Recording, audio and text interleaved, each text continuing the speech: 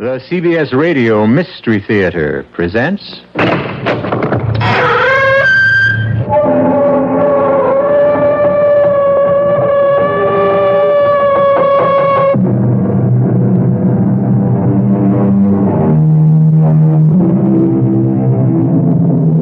Come in. Welcome. I'm E.G. Marshall. An ancient Chinese anecdote tells of a poor man who meets a philosopher. The poor man begs for charity. The philosopher says, "Look at that pebble." He points to a tiny stone. The stone turns to gold. The poor man says, "May I have something bigger?" The philosopher points to a rock, and it too turns to gold. The poor man again asks for something bigger. The philosopher points to a mountain. The entire mountain turns to gold. The poor man is still unhappy. Finally, the philosopher asks, "What do you want?" And the poor man replies, "I want your finger." The moral of this and the tale you're about to hear: you can't satisfy everybody. No, don't come near me. Please, don't. You'll kill me. Yes, I will. You can't get away. Don't stick me with that. It won't hurt. I don't want to die. I don't want to die. You should have thought of that before. You, of all people, you know, there's no such thing as the perfect crime. Well, that's nonsense, my dear. There are hundreds, thousands, for all we know, millions of perfect crimes. Why, every unsolved murder is a perfect crime. And yours wasn't even a murder. It will look like a perfect accident.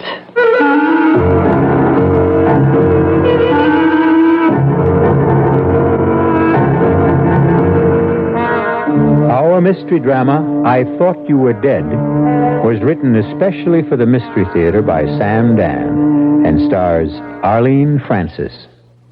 It is sponsored in part by Anheuser-Busch Incorporated, Brewers of Budweiser, and Buick Motor Division. I'll be back shortly with Act One.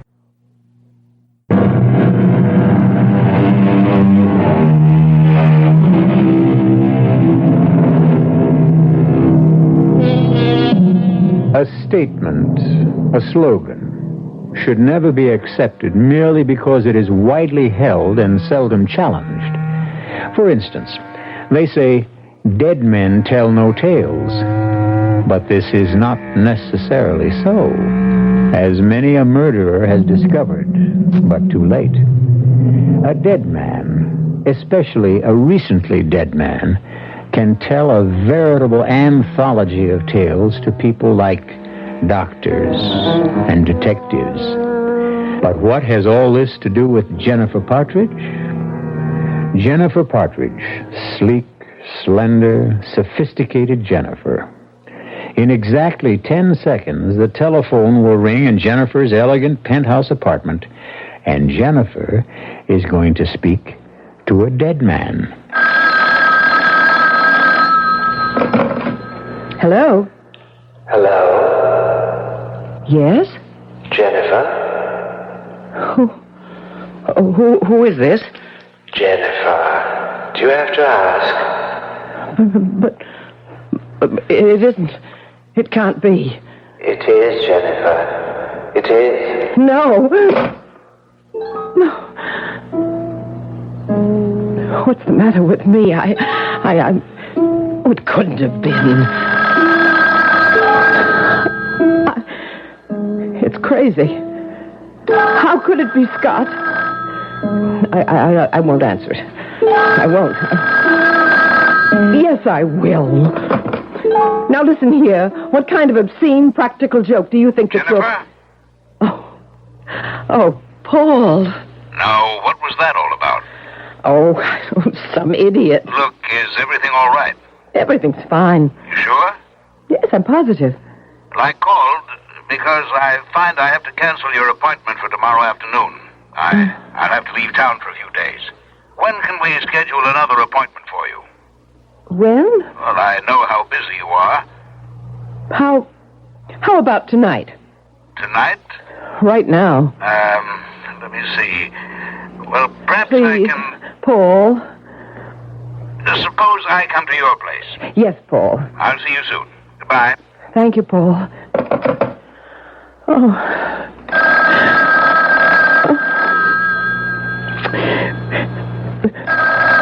The best thing is not to answer. Oh, Martin. Martin was supposed to call at 7:30. Yes, it must be Martin. Hello, Martin. Hello? So, it's Martin. See here. Whoever you are. You know who I am. Martin's a moron. Yes, he's rich, but he's a moron. Do you mean you actually murdered me for Martin? You did, you know. I didn't murder you. Oh, that voice. The tremor in that golden voice. I can almost see the teardrops beginning to well in the corners. Who are you? What do you want? I'm Scott. I'm your husband. And your place is with me. But you're dead. Exactly.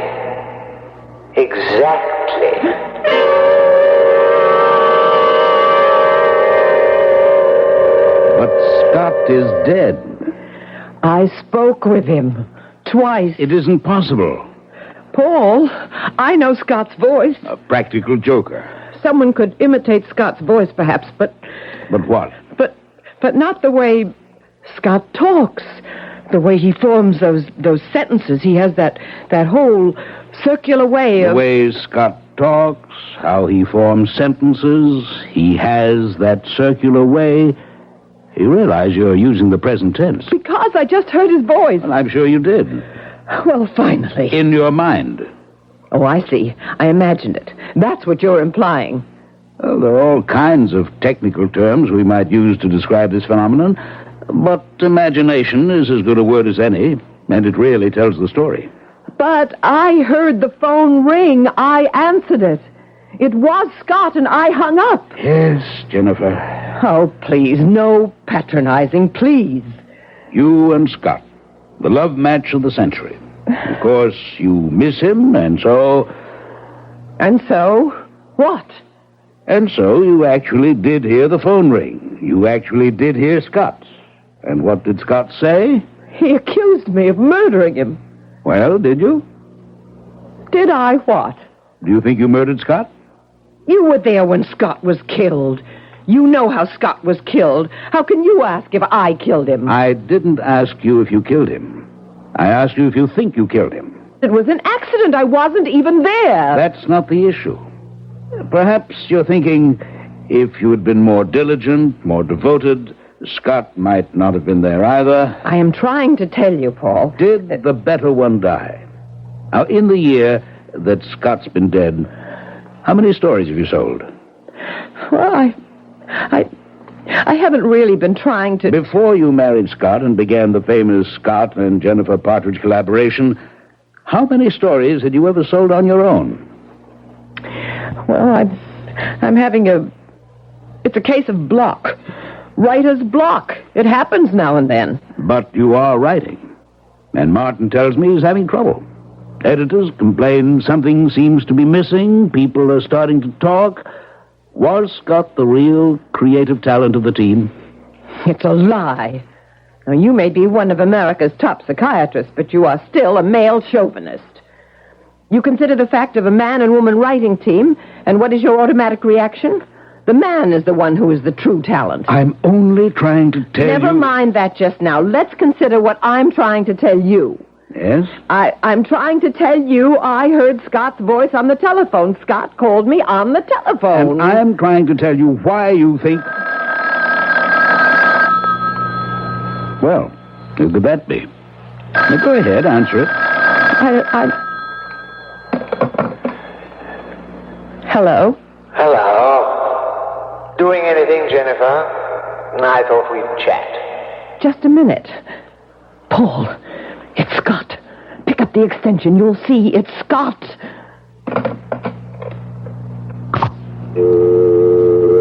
There's no one on the line. It's just a dial tone. But it was Scott. He hung up. He didn't want you to hear him. But he spoke to me. He spoke to me. Jennifer, he's dead. Is that a fact? But I tell you... Is it a fact, yes or no? Yes. Then these conversations can only be taking place in your mind.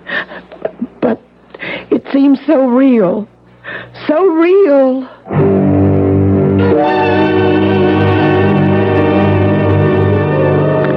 He looked deep into her eyes, into those smoldering, passionate eyes, and he knew. Now he knew. He knew how it could be possible for a man to sacrifice his honor, his career, his country. Have that, Miss Hewlett? Yes, Mrs. Partridge. To please read it back. He looked deep into her eyes, into those smoldering, passionate... Wait. The whole passage, it sounds familiar. It sounds as if... Well, yes, Mrs. Partridge, now that you mention it... Why should it sound familiar? You and Mr. Partridge had written that same paragraph 5 years ago in Dead Man's Marriage. Oh, yes. Yes, that's right. I simply have to get away from eyes. That was Scott's trick. May I come in? Absolutely not. I'm working. How's it coming? Splendidly.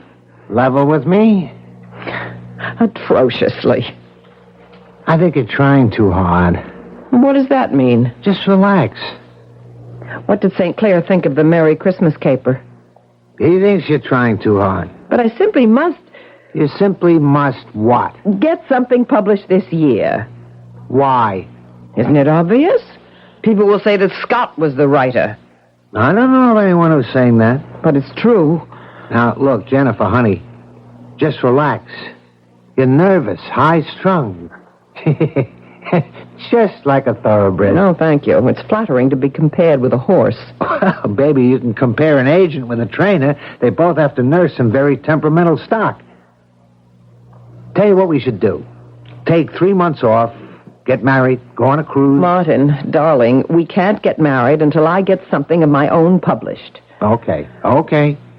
I know you understand, darling. I understand. I'm not going to win arguments with you, so I came with a suggestion. Yes? People who've worked together so closely, so long as you and Scott, become dependent on each other. But I'm trying to prove that Baby, sometimes you just got to listen.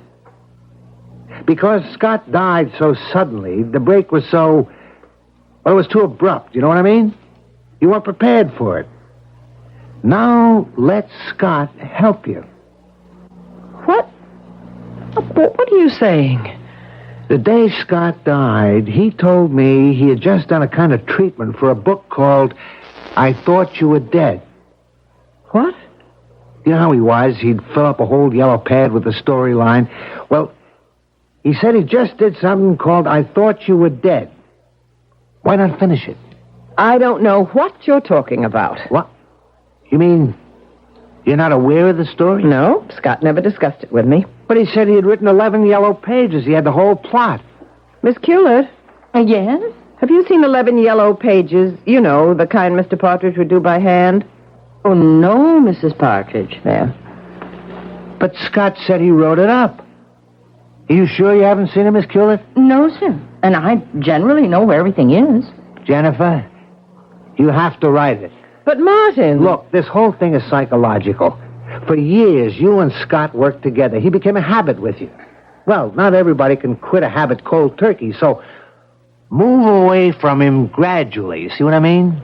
But we don't even know where the outline is. It has to be in the house. We'll turn the place inside out and upside down. We'll find those 11 yellow pages. Now, let's start looking. I can tell you, Martin, no one will ever find them. Because long ago they had been reduced to ashes. No earthly power can ever recreate them into Scott's original yellow pages. I burned them, destroyed them completely. I had to. Because Otherwise, people might discover how I murdered Scott.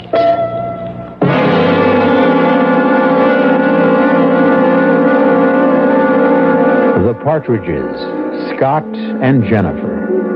Year after year, best-selling novels and award-winning stories would stream from their typewriter. Why should she murder the source of all her wealth? Why? Simple. Didn't you ever hear the story of the goose that laid the golden eggs? We'll have some interesting little nuggets for you when I return shortly with Act Two.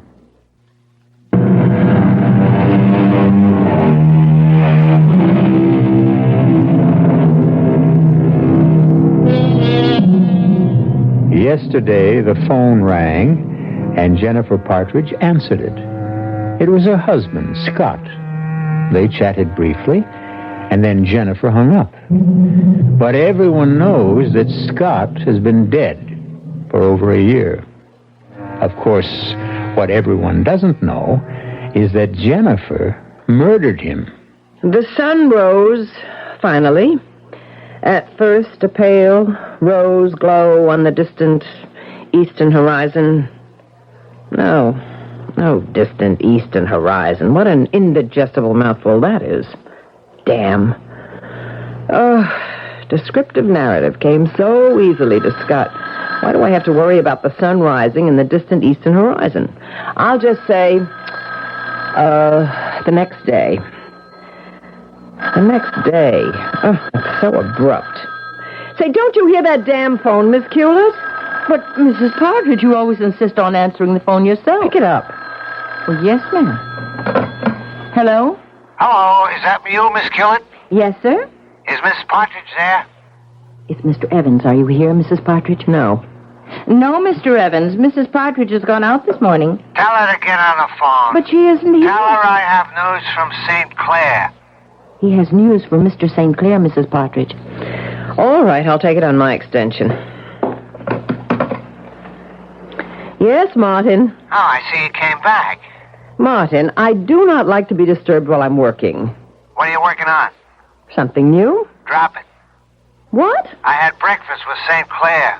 Martin. I told him you found an outline Scott had prepared before he died. But I didn't find it. I told him the title. I thought you were dead.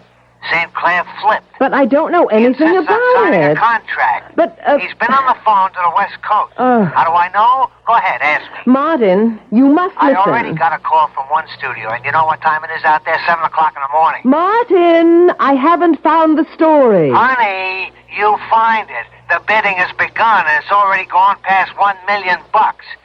You mean between you and that Miss Culitt, you can't find that story? Drop what you're doing and look. But you'll find those 11 pages. Martin? Oh, Martin. I've looked everywhere, Mrs. Partridge, but I was unable to Yes, well, we'll just have to keep at it. Now, where were we? Oh, the opening paragraph, the sun rose. No, make that the next day. I don't know. I'm in no mood to... I can tell this is going to be one of those mornings. Look, Miss Culitt, why don't you take some time off? Drive into town. I could look for those 11 pages. Where? We've just about torn the whole place apart. Well, then why don't I dust and clean some of Mr. Partridge's trophies and things?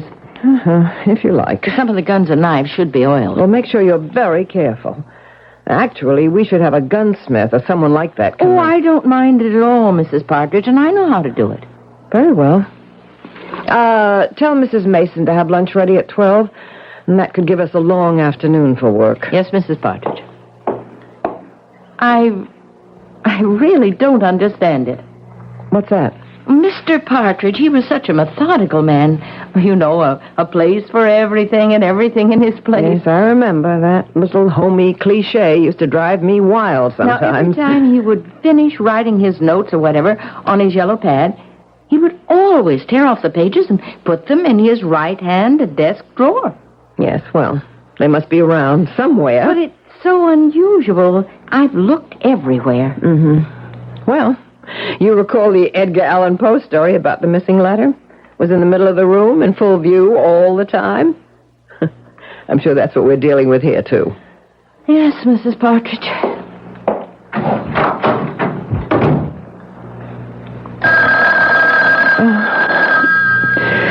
Oh, all right.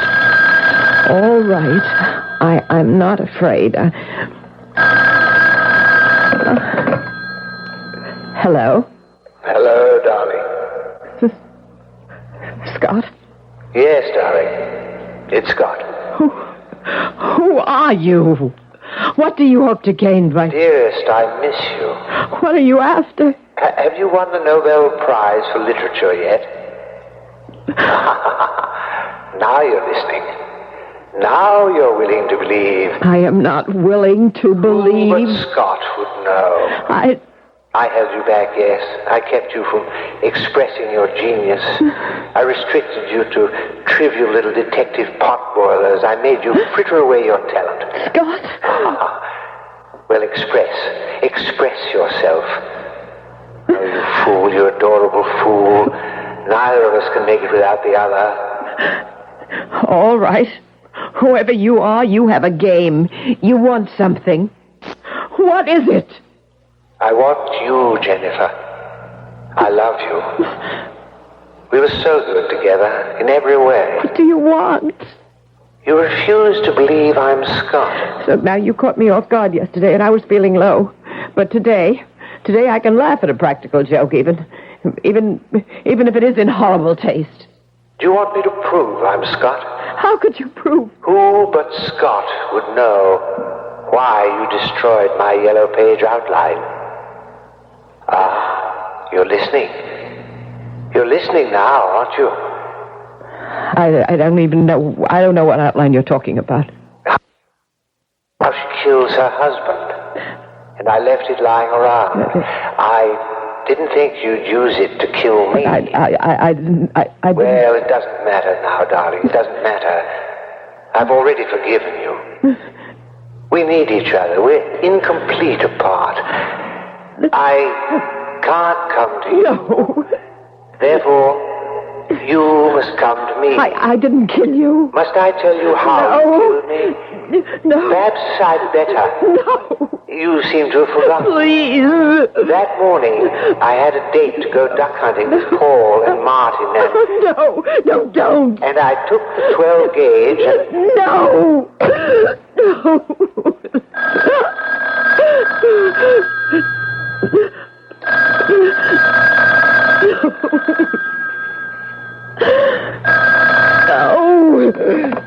You know you have to answer, darling.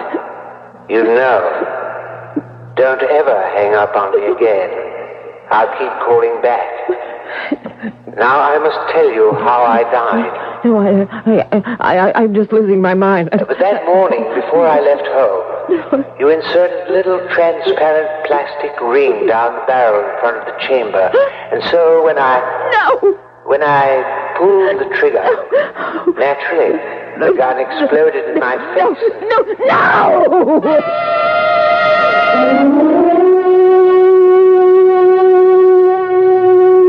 Miss Hewlett found you lying on the floor.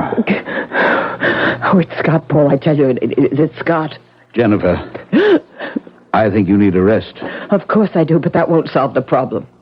Now, please, stop fighting me. I can't indulge you in this childish fantasy. But let me tell you why it is Scott. Just listen. Not only is it Scott's voice, which an actor can imitate, but it is Scott's diction, his idiom. Also well known from Scott's writing and broadcasts. But there are things that were known only to Scott and me. How we felt about our writing and the quarrels that we had, and even... Yes? Even an outline that no one else could know about. Well, I knew about it. Scott mentioned it to me and to Martin that morning. Well, you too. You were the only ones who knew. All right, Jennifer. Let's face it. These conversations, they really are taking place, but in your mind. Paul, you simply have to believe that Scott is on the telephone. Guilt and remorse. First, you thought Scott was holding you back, getting a free ride on your talent. I never said... You're talking to me, Jennifer. You wanted to be free of him. An accident happened. Scott was killed. Your wish came true. I never wanted Scott to Not be killed. consciously. But when he died, that wish did come true. But you were wrong. You can't work without Scott. But I spoke to Scott. I'll tell you who's on the end of that phone. I'll tell you to whom you're speaking. To your guilty conscience. Admit it. And then face it and fight it. I can write without Scott. You believe it, don't you, Paul? I mean, you do. You believe it? Of course you can. But you can't work here, not in this house. Why? Well, this isn't a home, it's a museum. Every room is dedicated to Scott. Weapons, souvenirs, pictures. Scott always insisted on having the things he wrote about in front of us all the time. If we were going to poison someone, we'd have that bottle in front of us with the poison in it, and we'd fill the bottle and we'd make it mean something dynamic. And that's why we have all these things, all these spears and these knives and these guns and everything. I agree. Realism is great. But get rid of everything in this house that you can associate with Scott. See, I still love Scott.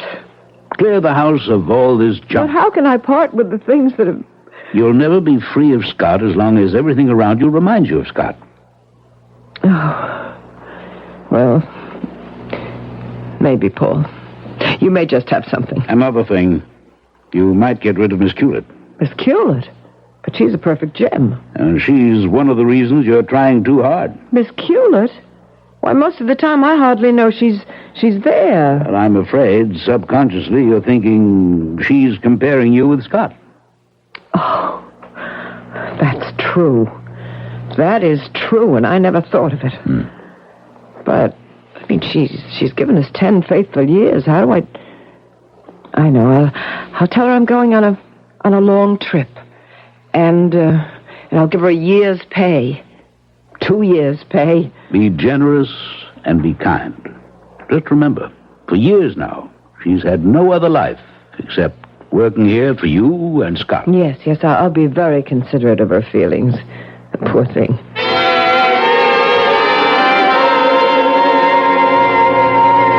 And so it might very well be a year before I come back, Miss Hewlett. I understand, Mrs. Partridge. And if you should like to, go to work again soon, why, Mr. Evans knows of a great many interesting openings. Oh, that would be very kind of him. I'll miss you very much. No, ma'am, you won't miss me too much. I mean that, Miss Hewlett. You won't miss me, because I'm not going anywhere. What did you say? Oh, I believe you heard what I said, Mrs. Partridge. I have no intention of leaving this house.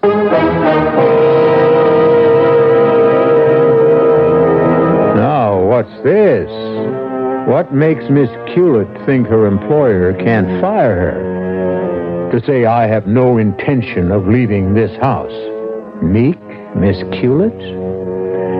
We will have to hear some more from Miss Hewlett before we can properly evaluate this latest development. And we shall, when I return shortly with Act 3.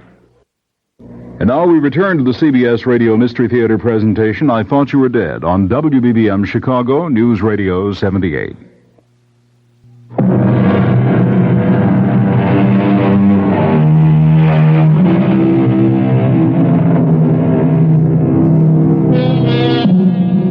For 10 years, mild, modest, and self-effacing Miss Hewlett has been secretary to the Partridges, Scott and Jennifer. Now Jennifer's doctor has ordered Jennifer to revamp her entire life. Get rid of everything that could remind her of Scott. Everything and everyone. But the most astounding thing has just happened. Mousy Miss Hewlett refuses to be fired. I am not sure I heard what you said, Miss Hewlett. I said I have no intention of leaving this house. That outline Mr. Partridge wrote, those 11 pages of handwritten notes. Well? I found them. You found them? Yes, Mrs. Partridge. But that's impossible? Were you going to say impossible? I know. You destroyed them. But I found them before you burned them, and I made a copy. I see. What do you want, Miss The Culis? notes explain how a man was killed when his wife tampered with the chamber of his shotgun. That's not proof that I... Let's think for a minute and decide what it is. Your husband's shotgun exploded in his face, killing him. He had written a story explaining how it could be done. You tried to destroy that story. I will testify that you and he fought. We had the normal disagreements any husband and wife have. For 10 years, I sat in this office like another chair, a piece of furniture. The invisible Miss Culet. I was a machine and took down everything each of you said, and you said everything in front of me. Everything, as if I didn't exist. What do you want? I want things as they are right now. I don't know what that means. I want you to keep living in fear, filled with fright, worrying, wondering what I'm going to do about you. That's all you want? It's enough. Why? What did I ever do to you? What did you ever do to me? Oh, how dare you ask that? I ask because I don't know. You killed a man I loved. The man you loved? You killed Scott Partridge. He didn't even know you were alive. Does that matter? Can you live without the sun? Does the sun know you're alive? You loved Scott? Love? Oh, what a weak, fragile word. I adored him. I worshipped him. And you killed him. You killed him. I don't believe you. Why did I stay here all these years? Yes? What's that, Mrs. Mason? The moving men? To do what? Oh, no. No, there must be some mistake. I will ask Mrs. Partridge. Mrs. Partridge, Mrs. Mason says movers are here to take away all of Mr. Partridge's things. Is that true? Yes? Oh, no. No, I won't permit it. Mrs. Mason, dismiss those men. Mrs. Partridge has just changed her mind. Now, see here, Miss Culis. I'll bring those notes to the police station. I'll swear you threatened to kill him. Nothing in this house must ever be changed. Do you understand? This place, it must remain a shrine to his memory.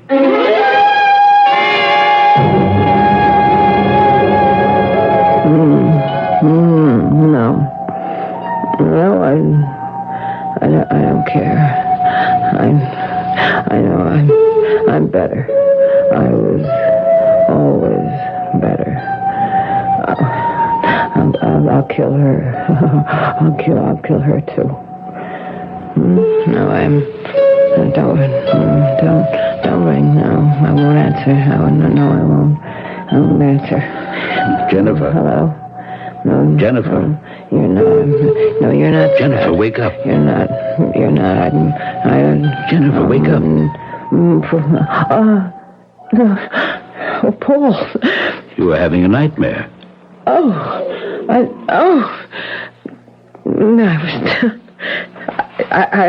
was trying to put some notes together, and I just must have fallen asleep. But what are you doing here? Well, I happened to be in the neighborhood. I thought I'd stop in and check on you. Now, Jennifer, what's the meaning of all this? All what? Well, I thought we'd agreed to transform this house from a museum, from a memorial to Scott, into a home for you. Well, and Miss Culet.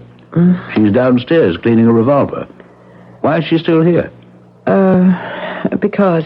Yes, because? Because that's how I want it. Something's not right. The way Miss Culet smiled at me when I came in here today. Yes, Miss Culet. As if she knows something. But that's not what I find strange. Miss Culet. Miss Culet. Hidden facets in Miss Culet. It's not so much that I noticed the smile. It's not the fact... It's the fact that I noticed Miss Culet. That's it. I noticed Miss Culet. Jennifer, why didn't you fire her? Because I choose to keep her. There's something about that woman. I'll deal with Miss Hewlett. What does that mean? Look, let me go back to work. Jennifer, the wastebasket is overflowing. I'm going to keep trying. Well, try to analyze your problem. What's blocking you? Do what Scott would do. Don't you dare mention his name. Learn from Scott. When faced with a problem, how would Scott approach it? Scott would say 3 magic words. And what were they? Who, why, how. Who, why, how. Every good story must have a strong who, a logical why, a believable how. That's the telephone. Shall I answer it? No. Because if you answer, there'll be no one on the other end. Let me. Hello? Hello, darling. Scott. Jennifer, it can't be Scott. How's the writing coming, darling? Who, why, how? Jennifer, you know the how. It's Scott's voice on the phone. Now discover the who and the why. The who and the why. What was that, darling? The who and the why. You remember who, why, and how, don't you, Scott?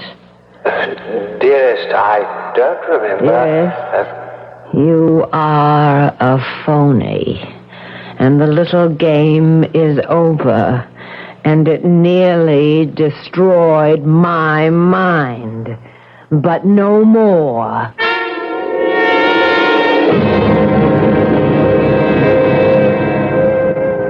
Miss Hewlett, I would like you to take some dictation. I found another outline Mr. Partridge had done some time ago. Oh? Are you ready? Oh, yes, indeed. He calls this, If I loved you twice as much, you'd be half as dead. Oh, poor darling Mr. Partridge. He would always begin every treatment with a joke. Now he sets it up. Husband, wife, secretary. Secretary idolizes husband. Husband idolizes wife. Wife hates husband. Wife murders husband. Are you getting all this? Oh, yes, yes. Secretary decides to drive wife insane. Secretary hires actor to impersonate husband's voice on phone. He wrote that? Secretary knows all the inside, intimate details of husband-wife relationship. Coaches actor so he can sound authentic. Yes. Wife believes actor is husband until... Until what? Don't you know? How would I know? Until wife discovers secretary is behind it all. Then... Then what? Then wife kills secretary. How? Like this. No. Don't touch me with that. Don't touch me. No. Oh, no. Oh, get me to a doctor. You killed me. Of course. This dart, the tip, is covered with... I know. Oh, please, call the doctor. I'm getting dizzy. Poison. Curare. Scott and I used it as the gimmick in our South American jungle mystery. Please, call the doctor. He could do nothing for you now, you little fool. It was a good try.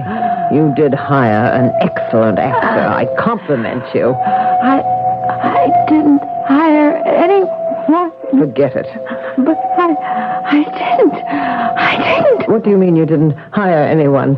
Who else if it wasn't you? It wasn't me. Then who? Why? How? Miss Hewlett! Miss Hewlett! Answer me!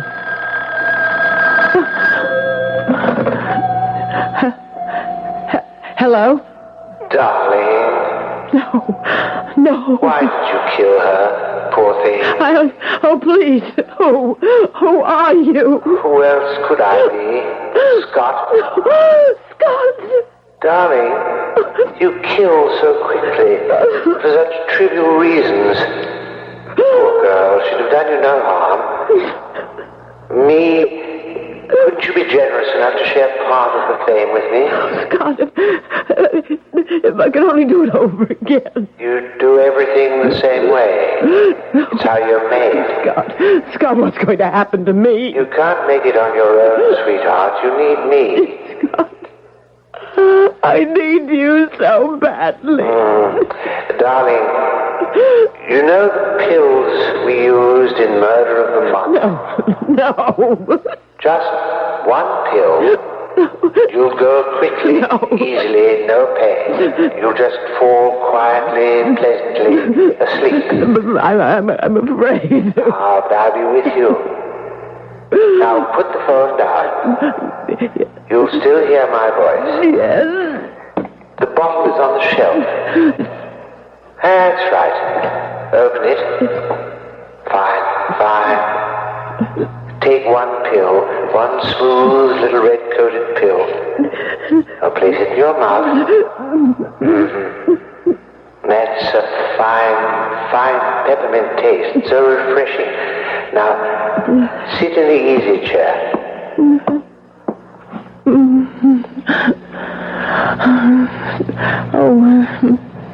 Scott, I'm so sleepy. Now, close your eyes, dear. And soon, we'll be together again. Scott? Hello, darling. Hello.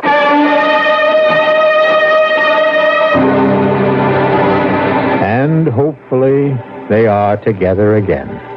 Not just the two of them, but the three of them. After all, they need Miss Culett, too. And they're probably writing mysteries upstairs for the heavenly version of Mystery Theater. So when you go to your just reward, you won't have to miss your favorite program.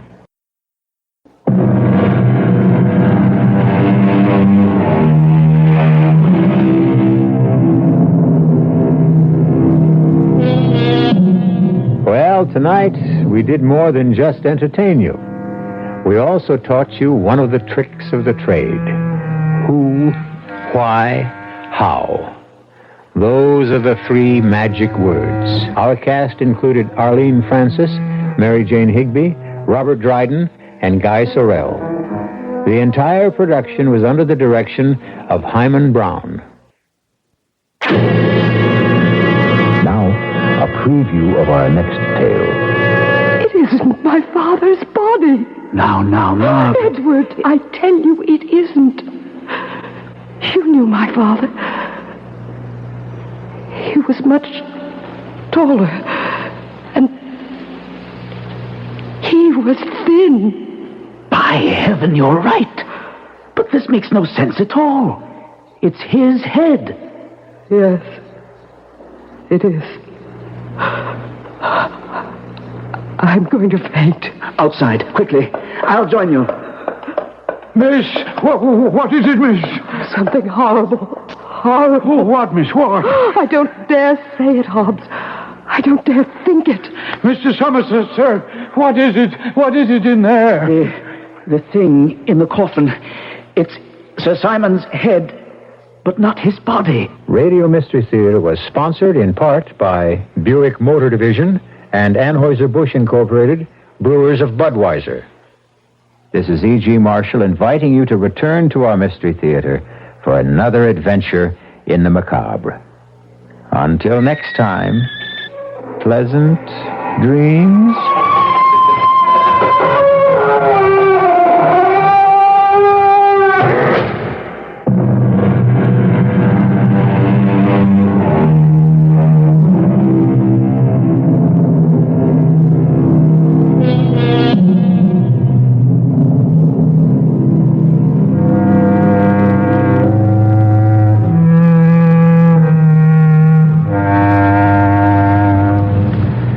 CBS News is next on WBBM Chicago News Radio 78. Let's all go to the lobby. Let's all go to the lobby. Let's all go to the lobby to get ourselves a treat.